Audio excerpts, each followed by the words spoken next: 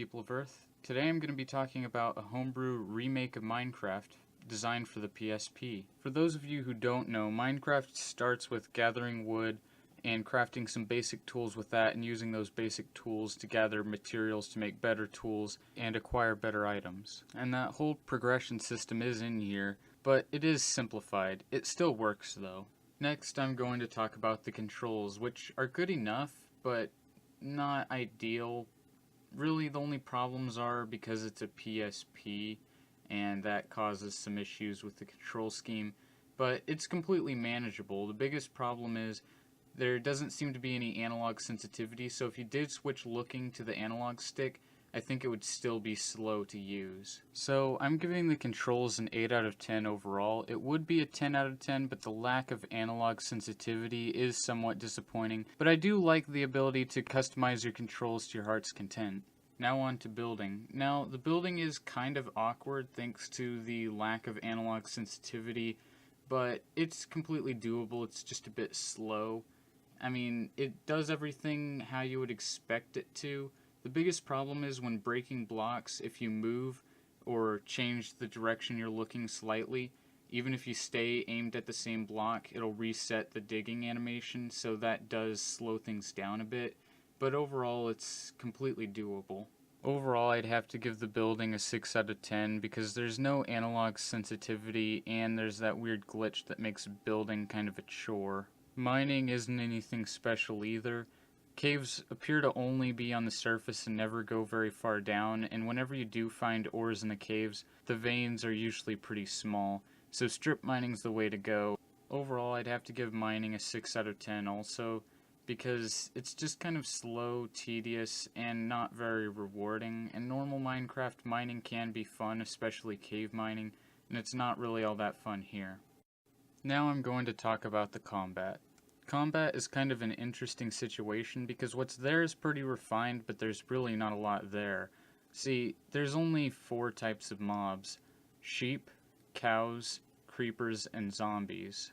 Sheep only drop wool when you kill them, cows drop leather and steak. Zombies are standard melee enemies.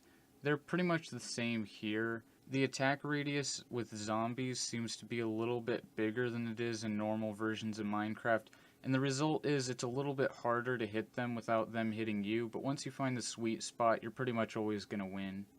Creepers act exactly how you would expect. They explode when you're too close to them for too long. However, they seem to have a slightly longer delay, giving you a little bit wider of a window to get away, which is nice because the controls in this game are a little bit hard to get used to.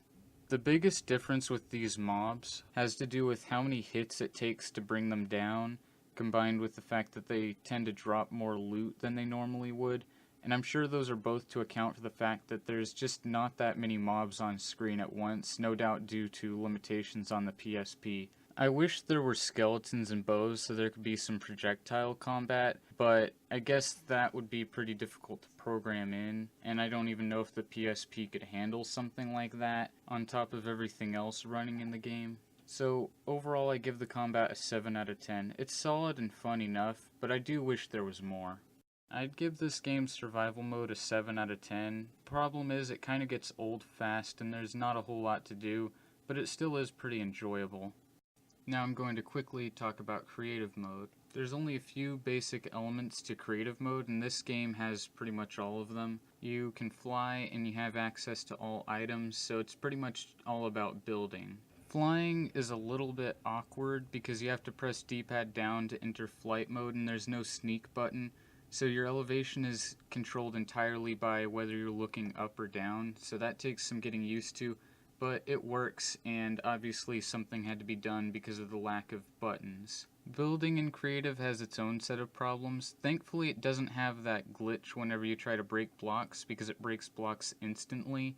The only issue I ran into while building in creative mode was this weird problem where when you put items in your inventory and start using it, it actually uses that item up.